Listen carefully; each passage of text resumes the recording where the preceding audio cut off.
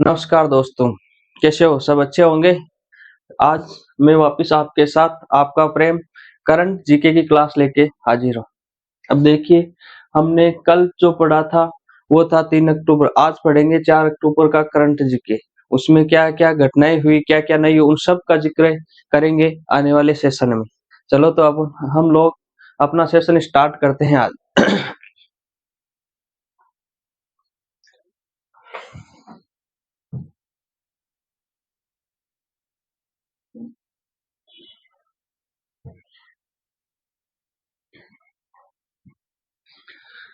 देखो, एक संप्रीति युद्ध अभ्यास है।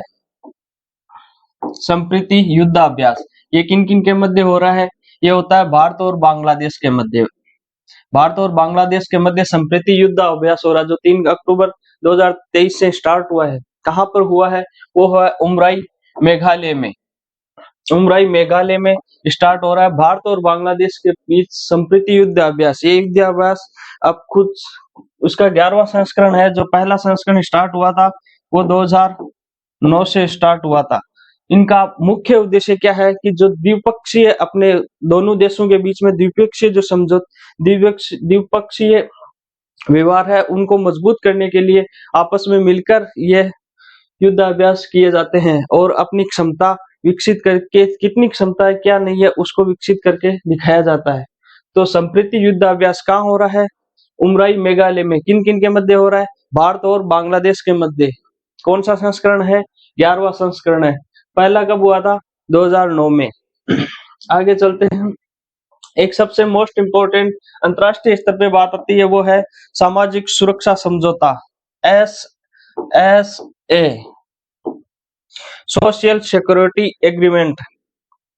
S S A, social security agreement.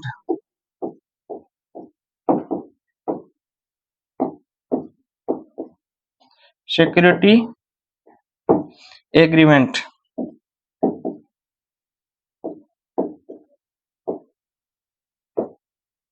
सामाजिक सुरक्षा समझौता एसएसए, जो किन किन के मध्य हुआ है? भारत और अर्जेंटीना के मध्य हुआ है। अभी कल जो समझौते हुए हैं, इंटरनेशनल समझौते, उसमें भारत और अर्जेंटीना के बीच सामाजिक सुरक्षा समझौता हुआ है। इसका मुख्य उद्देश्य क्या है कि दोनों देशों में जो सामाजिक पेशेवर, जो पेशेवर और श्रमिक है, उनकी सामाजिक सुरक्षा के लिए ये समझौते किए गए हैं।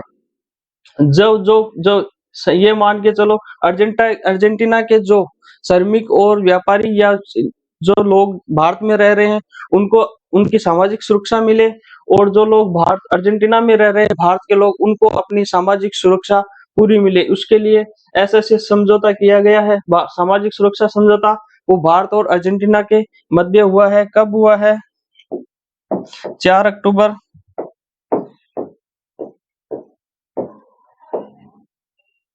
2023 को। तो इसको ध्यान में रखना। एक तो संप्रीति युद्ध अभ्यास किस किस के मध्य हो रहा है? भारत और बांग्लादेश के मध्य उमरोई मेघालय में हो रहा है, इसका ध्यान में रखना। सामाजिक सुरक्षा समझौता है वो किस किस के मध्य हुआ है? वो भारत और अर्जेंटीना के मध्य हुआ है, वो 4 अक्टूबर 2023 को। इसको ध्यान में रखना। आगे चलते हैं।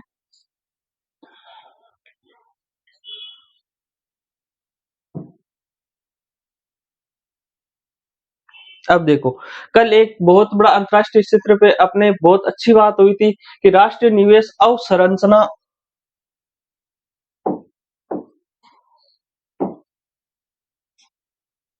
राष्ट्रीय निवेश अवसंरचना, ये अवसंरचना कोष है, वो जो national invest and infrastructure fund है, जिसमें 60 करोड़ डॉलर का भारत और जापान के मध्य,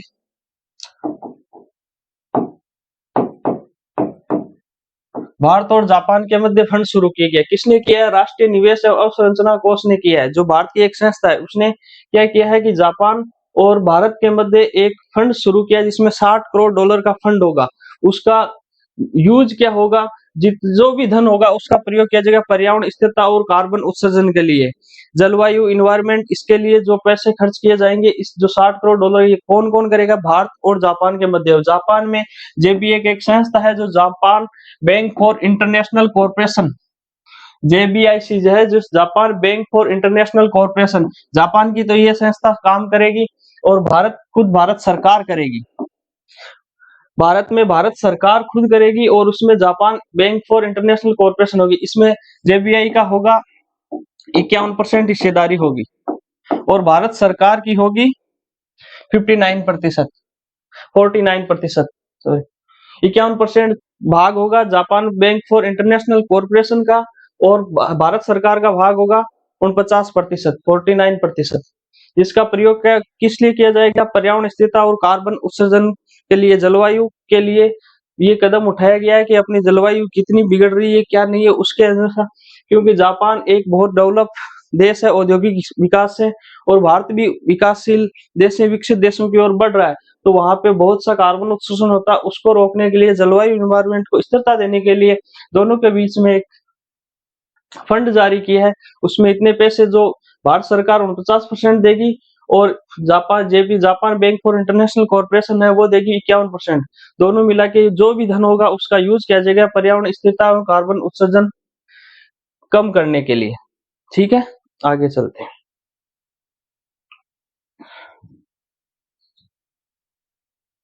अब देखो, कल के दिन में बहुत अच्छी खबर आई थी भारत सरकार के लिए, अपने भारतीयों के लिए ये अच्छी खबर ही है कि भारत जो वर्ल्ड विकास बैंक है इसने अपनी रिपोर्ट जारी की थी, कल विकास दर की रिपोर्ट जारी की थी दक्षिणी एशिया के लिए। उसमें ये बताया गया था दक्षिणी एशिया में भारत एक ऐसा देश है जो बहुत विकसित, तेजी से बढ़ती हुई अर्थव्यवस्था के रूप में उभर कर आया है। जो क्या है कि भारत वित्त वर्ष 2022-23 में भारत है वो 7.2% के साथ सबसे तेजी से बढ़ती हुई अर्थव्यवस्था है दक्षिणी एशिया में। जो किसने जारी किया? वर्ल्ड बैंक रिपोर्ट के अनुसार इसने कहा है कि G20 के जो देश है, अभी G20 है, G21 होगा 1 जनवरी 2024 से घोषणा की गई है, लेकिन उसको अभी पेपरली प्रूफ नहीं किया गया है, इसलिए अभी G20 ही बता रहा है। वर्ल्ड बैंक इसको G20 लिखा है। G20 देशों में भारत की विकास दूसरे स्थान पर है, विकास दर है वो भारत की कौन से स्थान पे है? दूसरे स्थान पे है पूरे G20 देशों में। उसके बाद उन्होंने बताया है कि 2022-23 में 2023-24 में भारत की GDP की 3.6% का अनुमान लगाया है। 2023-24 में भारत की GDP का अनुमान वर्ल्ड बैंक ने कितना लगाया है? 6.3% रहने का अनुमान लगाया। इसको ध्यान में रखना। सबसे अच्छा क्वेश्चन है ये कि G20 देशों में भारत की विकास दर अपने आप में अभी दूसरे स्थान पे है और भारत है वो दक्षिणी एशिया के देशों में सबसे तेजी से बढ़ती हुई अर्थव्यवस्था के रूप में उभरा है। इसका ध्यान रखना। और अनुमान कितना लगाया? 6.3%। तो मोस्ट इंपोर्टेंट में ये लाइन है, G20 देशों में भारत की विकास दर दूसरे स्थान पर है, जो एग्जामिनर अपने आप में टारगेट कर सकता है क्वेश्चन को। इसके बाद हम लोग देखते हैं, आगे चलते हैं। आगे अब हमारे पास क्या आ रहा है? अब देखो, कल भारत के लिए भारत की कैबिनेट मीटिंग हुई थी सेंट्रल गवर्नमेंट की, उसमें उन्होंने कुछ अधिसूचनाएं जारी की है। ऑफिशियली उन्होंने कहा है कि राष्ट्रीय हल्दी बोर्ड कहाँ बनेगा? तेलंगाना में बनेगा। नेशनल टर्मिक बोर्ड है वो कहाँ बनेगा? तेलंगाना में बनेगा। उसको अधिसूचना जारी कर दी गई है 4 अक्टूबर 2023 को। अब ये किस लिए बनाया गया है, ये इंपॉर्टेंट है, इसका ध्यान में रखना। राष्ट्रीय हल्दी बोर्ड की स्थापना कहाँ की गई है? भारत सरकार द्वारा तेलंगाना में की गई है। उसकी अधिसूचना कब जारी हुई? 4 अक्टूबर 2023 को। वर्तमान में हल्दी व्यापार के बारे में हम पढ़े तो 20.76 करोड़ के साथ भारत की कितनी हिस्सेदारी है वर्ल्ड व्यापार में? हल्दी में 62%। इसको ध्यान में रखना अभी। और इस हल्दी बोर्ड की स्थापना करके लक्ष्य क्या रखा गया है? 2030 तक इसको 20.76 करोड़ से बढ़ाकर 100 करोड़ रुपए करने का।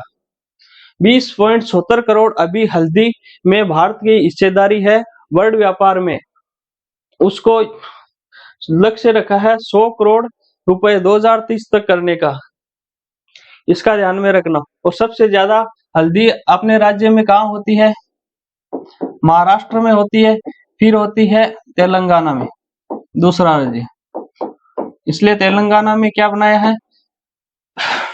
बोर्ड बनाया। अब ये बोर्ड तेलंगाना में बना है क्योंकि सबसे ज्यादा हल्दी तो कहाँ पैदा होती है, महाराष्ट्र में होती है, लेकिन तेलंगाना में बनाया गया कि अधिसूचना कल मोदी जी जाके आ गए, वहां बोल के आ गए, तो उन्होंने अधिसूचना जारी करवा दी क्योंकि वहां पे भी चुनाव होने वाले हैं, तो कुछ देंगे ही। फिर वर्तमान में हल्दी व्यापार अपना 62% है, 20.76 करोड़ रुपए, उसको 2030 तक लक्ष्य रखा है 100 करोड़ रुपए का। और इनके अपने हल्दी के सबसे ज्यादा विश्व व्यापार में भागीदारी कौन कौन से देशों की है, इसमें एक तो यूएस से है, एक यूएई है, संयुक्त अरब अमीरात, एक मलेशिया है।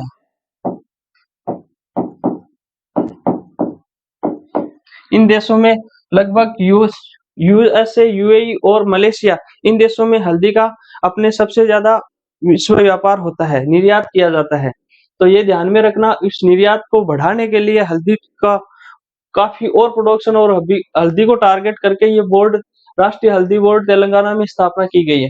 फिर उन्होंने एक और बताया कि जो अपनी उज्ज्वला योजना चल रही है महिलाओं के लिए, पहले ये मई 2016 से चल रही है, ये योजना मई 2016 से पीएम मोदी जी द्वारा चालू की गई थी। इन्होंने में क्या किया कि जो गरीब तबके के लोग हैं उनमें एकल महिला या फिर महिला महिलाओं को फ्री में सिलेंडर, गैस सिलेंडर और किट दिए गए थे।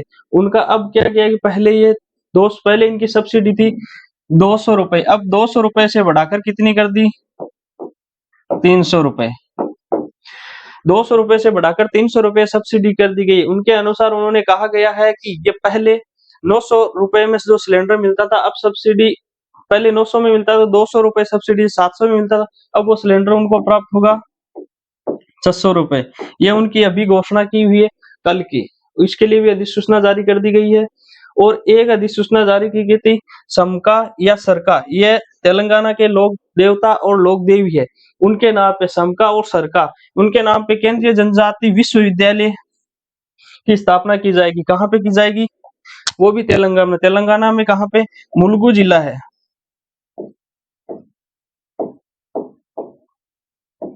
मुलुगु जिला है तेलंगाना का, उसमें समका व सरका केंद्रीय जनजाति विश्वविद्यालय तेलंगाना की स्थापना की जाएगी। इन्होंने ये नाम है, वहां के लोग देवी और देवता है उनको रखा है, उनके नाम पर इसका नाम लिखा है। तेलंगाना में ये ट्राइबल यूनिवर्सिटी खोली जाएगी। पहली ट्राइबल यूनिवर्सिटी अपनी थी इंदिरा गांधी ट्राइबल यूनिवर्सिटी, भारत की इंदिरा गांधी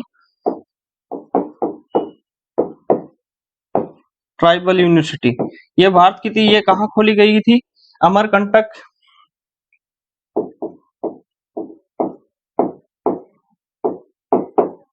अमरकंटक में, जो एमपी में पड़ता है। कब खोली गई थी, 2007 में। ये भी ध्यान में रखना, भारत की पहली ट्राइबल यूनिवर्सिटी थी Indira Gandhi tribal university, Amarkantak MP में खोली गई 2007 में। और अभी ये समका व सरका कहाँ खोली गई है, ट्राइबल यूनिवर्सिटी कहाँ खोली जाएगी, मुलुगु जिले में तेलंगाना में। इसकी भी अधिसूचना जारी कब की गई है, सारे जो तीनों पॉइंट है इनकी अधिसूचना सारी 4 अक्टूबर 2023 को की गई है। इसके बाद हमें आगे देखना, इसको ध्यान रखना, राष्ट्रीय हल्दी बोर्ड भी तेलंगाना में, और इसकी सबसे मोस्ट इम्पोर्टेंट क्वेश्चन ही यही है, इसका ध्यान में रखना।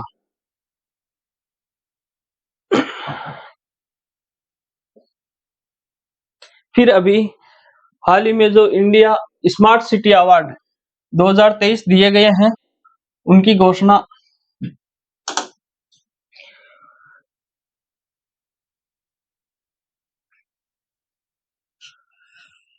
देखो, इंडिया स्मार्ट सिटी अवार्ड 2023 की घोषणा की गई है। इसमें सर्वश्रेष्ठ सिटी का पुरस्कार बेस्ट सिटी किसे दिया गया है, इंदौर, जो कहाँ की है, एमपी की है, मध्य प्रदेश की है। सर्वश्रेष्ठ स्मार्ट सिटी की घोषणा की गई, जिनमें सर्वश्रेष्ठ सिटी का अवार्ड किसे दिया गया है, इंदौर, मध्य प्रदेश में जो अपनी है स्मार्ट सिटी, इंदौर सिटी है जो एमपी की है। दूसरा दिया गया है सूरत को, सूरत कहाँ पे पड़ता है, गुजरात में। और तीसरा दिया गया है आगरा, आगरा कहाँ पड़ता है, यूपी में, और ये गुजरात में।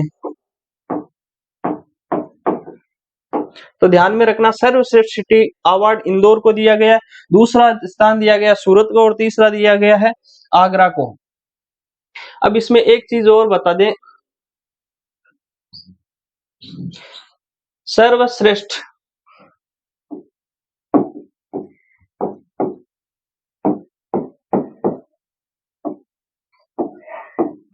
राज्य अवार्ड किसे दिया गया?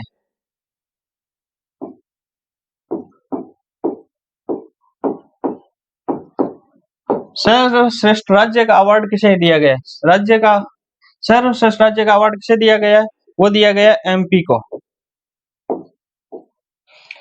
तो स्मार्ट सिटी अवार्ड भारत ने स्मार्ट सिटी भारत के पूरे भारत में 100 सिटियों का सिलेक्शन करके उनको स्मार्ट सिटी के रूप में डेवलप करने की एक योजना थी, जिसके अंदर अभी जो है उसमें सर्वश्रेष्ठ सिटी का पुरस्कार इंदौर मध्य प्रदेश को मिला और मध्य प्रदेश राज्य को ही सभी राज्यों में राज्य का सर्वश्रेष्ठ अवार्ड मिला है। फिर दूसरा सूरत को मिला है और तीसरा आगरा को मिला है। आगे चलते हैं। अब देखो, बहुत ही अच्छी अचीवमेंट है, कल के लिए हमारे खुशखबरी है। ये मान के चलो सोना अपने पास बिखर के आया है, दौड़ दौड़ के सोना आया है कल।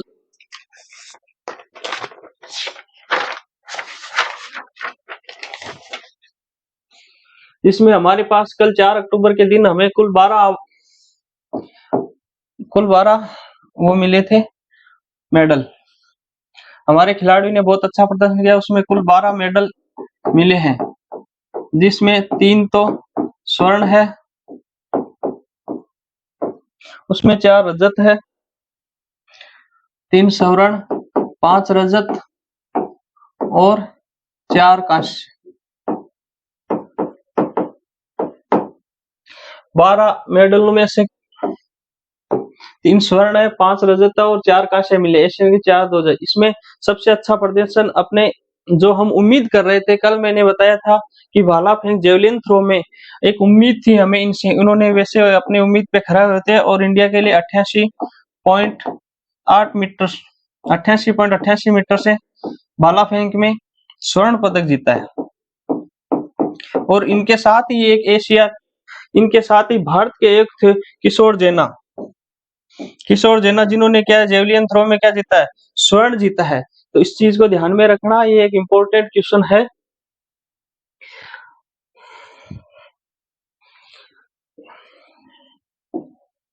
जिनका नाम है नीरज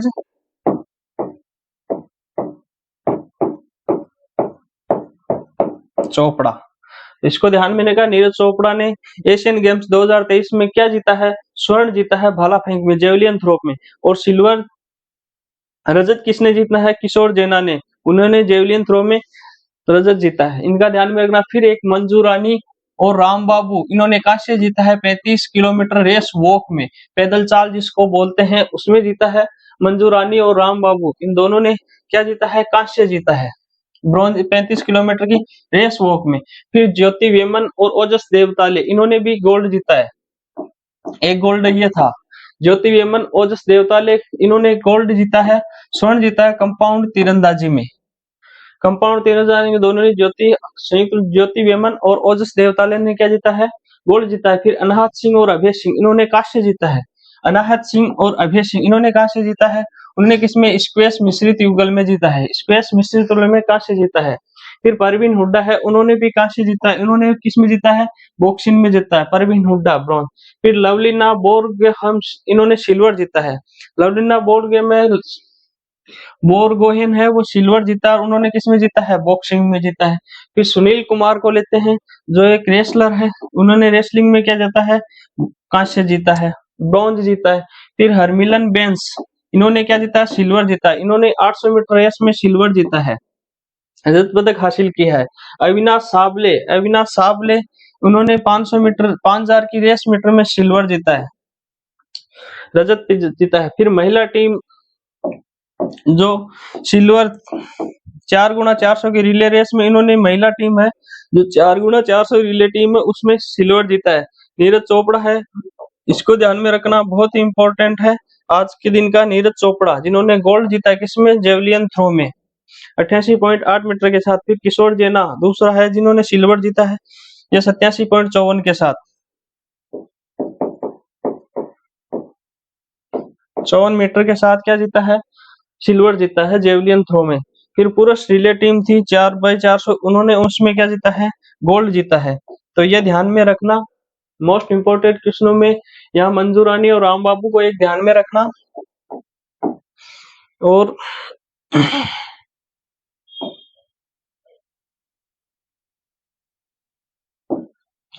एक तो मंजू रानी और राम बाबू को ध्यान में रखना, और आपको ध्यान में रखना है महिला टीम सिल्वर रिले को।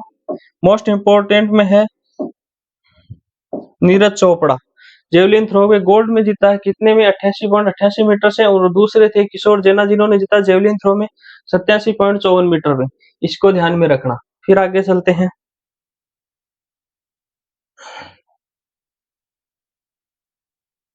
अब जो डेली न्यूज आ रही है नोबेल पुरस्कारों की घोषणा, हर दिन किसी एक को नोबेल पुरस्कार दिया जाए। पहले दिन हमने पढ़ा था चिकित्सा के क्षेत्र में, दूसरे दिन हमने पढ़ा फिजिक्स के क्षेत्र में, भौतिकी के क्षेत्र में, और तीसरे दिन केमिस्ट्री की रसायन विज्ञान के संबंध में उनको दिया गया। एक तो उनका नाम है, इनको संयुक्त रूप से दिया गया है,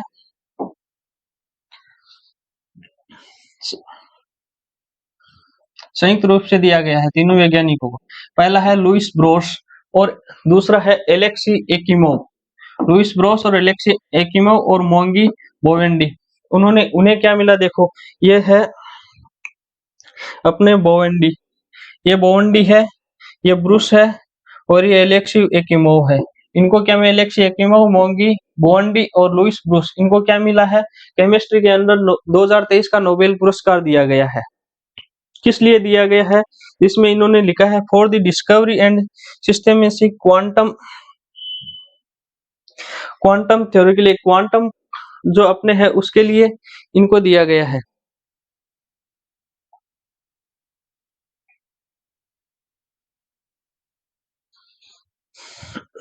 तो क्वांटम डॉट है, क्वांटम डॉट के लिए दिया गया। अब इसका क्या यूज है, जो अपन डिस्प्ले यूज लेते हैं स्क्रीन वगैरह की, टेलीविजन हुई, लैपटॉप हुई, इसकी भी जो अपन स्क्रीन यूज कर रहे हैं उसमें रोशनी पैदा करने के लिए क्वांटम डॉट काम आते हैं। तो इन क्वांटम डॉट के आविष्कार के लिए इनको दिया गया है केमिस्ट्री के लिए नोबेल पुरस्कार 2023 का। ये क्या करेंगे, ये अपनी जो स्किन होती है इसमें जो ये लाइट हो रही है इसको कवर, इसको बढ़ाने के लिए इसमें जो यूज होता है, इसकी स्क्रीन में डिस्प्ले के अंदर क्वांटम डॉट रोशनी पैदा करते हैं इसके अंदर, इसके इनका इन्होंने आविष्कार किया था, इसके लिए उनको नोबेल पुरस्कार 2023 दिया। केमिस्ट्री का नोबेल पुरस्कार किनको दिया गया है, तीन लोगों, लुइस ब्रूस, एलेक्सी एकिमो और मोंगी बोवंडी को। इन चीजों को ध्यान में रखना।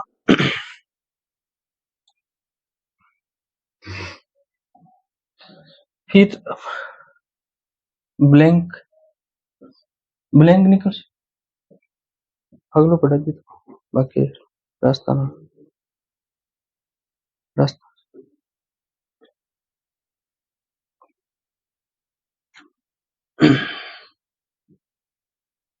एक इंडिया सिटी, स्मार्ट सिटी में ध्यान रखना, राजस्थान का अपने है उदयपुर,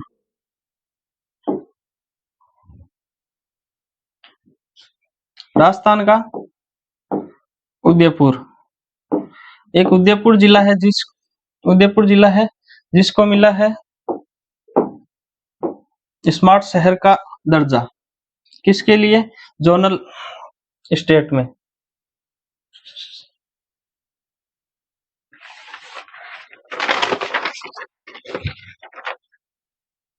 उदयपुर जिले को क्या मिला है, जोनल स्मार्ट सिटी का award.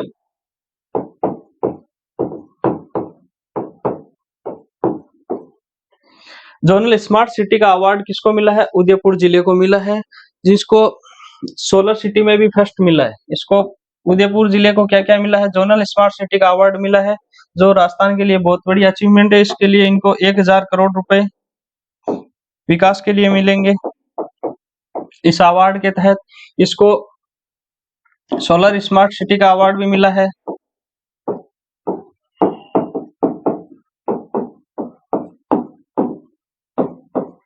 Solar smart city award भी मिला है। उदयपुर जिला है, इसको 16 स्मार्ट सिटी अवार्ड का हुआ, और जो अपनी स्मार्ट सिटी अवार्ड की घोषणा की गई थी उसमें जोनल स्मार्ट सिटी अवार्ड दिया गया है उदयपुर को। उदयपुर स्मार्ट सिटी की सीईओ है अर्पणा गुप्ता। उन्होंने ये बात कल बताई है। ये बहुत ही अच्छा अचीवमेंट है राजस्थान के लिए। उदयपुर जिले को स्मार्ट सिटी के अंदर, जो उदयपुर जिला अपना स्मार्ट सिटी में 5 सिटी थी उनमें शामिल था, उनके अंदर उनको 16 स्मार्ट सिटी और जोनल स्मार्ट सिटी का अवार्ड मिला है। इसका थोड़ा सा ध्यान में रखना।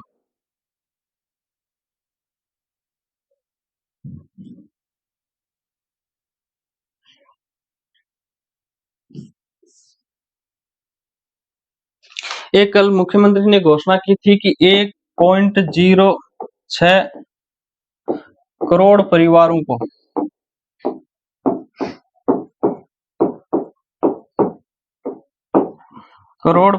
को एक एक एक्स्ट्रा, यानी एक अतिरिक्त अन्नपूर्णा फूड किट दिया जाएगा। वो किस लिए दिया जाएगा कि अभी जो आने वाला महीना है अक्टूबर नवंबर, उसमें दिवाली के सीजन, त्योहारों के सीजन को देखते हुए उन्होंने ये घोषणा की है कि हम राजस्थान के जो परिवार है उनके 1.06 करोड़ लोग परिवार है, उनको हम एक एक्स्ट्रा फूड पैकेट देंगे। जो हर महीने का एक तो देते हैं, उसके अलावा एक अतिरिक्त फूड पैकेट उनको उपलब्ध करवाया जाएगा त्योहारों के सीजन को देखते हुए। इसके अंदर उन्होंने बताया है कि 360 करोड़ का खर्च एक्स्ट्रा आएगा। 360 करोड़ रुपए खर्च एक्स्ट्रा आएगा। इसमें राजस्थान 1.06 करोड़ परिवारों को ये मिलेगा। उसके बाद एक कल इन्होंने ये घोषणा और की थी, राजस्थान की हाइड्रोजन ग्रीन एनर्जी, राज्य ग्रीन हाइड्रोजन नीति को मंजूरी दी गई है। राज्य ग्रीन हाइड्रोजन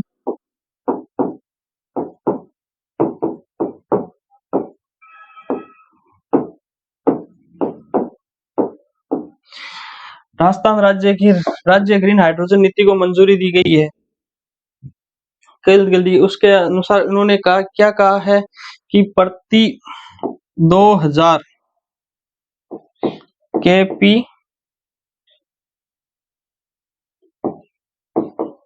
KTPA का इन्होंने कहा कि प्रति 2000 किलो टन पर एनम, हर वर्ष 2000 किलो पर टन राज्य ग्रीन हाइड्रोजन नीति से ग्रीन हाइड्रोजन नीति का इसका उत्पादन करेंगे। ये 2030 तक इन्होंने ये लक्ष्य रखा है। और राज्य ग्रीन हाइड्रोजन नीति को मंजूरी कब दी गई है, तो लिखना आप 4 अक्टूबर 2023 को राज्य सरकार ने मंत्रिमंडल की बैठक की, उसमें इनको मंजूरी मिल गई है। 2030 तक भारत की जो 2000 इन्होंने लक्ष्य, एक और लक्ष्य रखा है कि 2030 तक भारत से जितना ग्रीन हाइड्रोजन ग्रीन एनर्जी निर्यात होती है उसमें 20% हिस्सा है वो राजस्थान का हो। 20% हिस्सा राजस्थान का हो। भारत की जो हाइड्रोजन एनर्जी निर्यात होती है उसमें 20% हिस्सा राजस्थान का निर्यात में भारत में। ये भी लक्ष्य इन्होंने 2030 तक ही रखा है। तो ये राज्य ग्रीन हाइड्रोजन नीति की अनुमोदन की है। 2000 kilo KTPA kilo tonne per annum लक्ष्य रखा 2030 तक उत्पादन का ग्रीन हाइड्रोजन, और 20% हिस्सा राजस्थान अपना खुद का भारत सरकार की हाइड्रोजन एनर्जी में निर्यात के लिए लक्ष्य रखा है।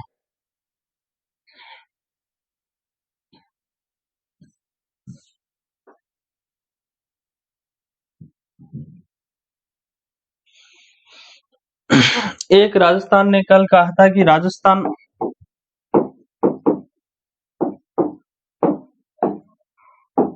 अग्रसेन बोर्ड का गठन किया गया है।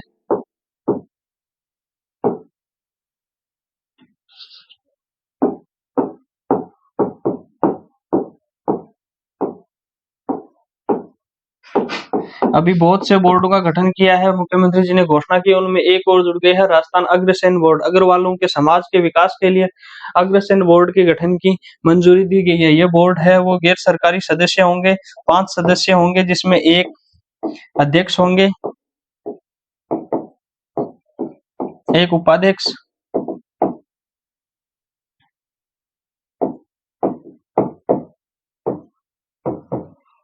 और 3 सदस्य।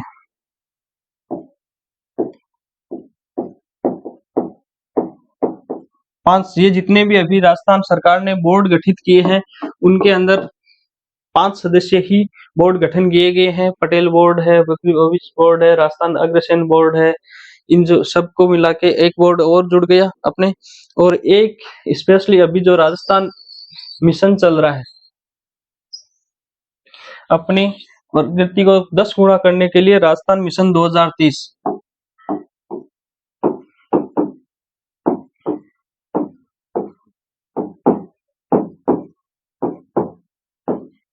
राजस्थान मिशन 2030।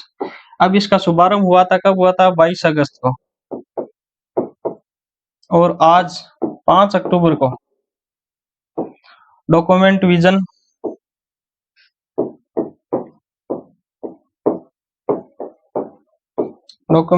जारी किया जा रहा है। इसमें मुख्यमंत्री जी बताएंगे कि 2030 तक अपने 10 गुना इसको बढ़ाने के लिए ये किया है। इसका मिशन का है प्रगति को 10 गुना करने के लिए। भाई राजस्थान की प्रगति है बहुत, अभी भारत जैसे इकोनॉमिक कंडीशन डेवलप हो रहा है, भारत जैसी अर्थव्यवस्थाएं जैसे बढ़ रही है वैसे वैसे भारत के राज्य भी बढ़ रहे हैं। उसमें राजस्थान ने के मुख्यमंत्री जी ने ये लक्ष्य रखा है कि 2030 तक मेरी जो अभी है, जो दूसरे जीडीपी ग्रोथ रेट में राजस्थान है वो दूसरे नंबर पे है। जीडीपी ग्रोथ रेट में राजस्थान है वो दूसरे नंबर पे है। तो इस ये जो प्रगति है इसको मैं बढ़ाकर 10 गुना करूं, और उसका टारगेट उन्होंने 2030 तक रखा है। उसमें सुझाव मांगे हैं, उनका आज डॉक्यूमेंट विजन जारी करेंगे मुख्यमंत्री जी। तो जो आज हमने पढ़ा है वो बहुत, जो जितने राजस्थान के हैं वो मैंने लिखे बताए हैं, बाकी आपको बता दिए हैं। इनको आप पढ़ना, हमारे चैनल को जो शिखर क्लासेज है उसको सब्सक्राइब करना, लाइक करना, और हमसे जुड़े हैं। लगातार मैं आपको ऐसी अपडेट उपलब्ध करवाता रहूंगा और पढ़ाता रहूंगा। बहुत बहुत धन्यवाद।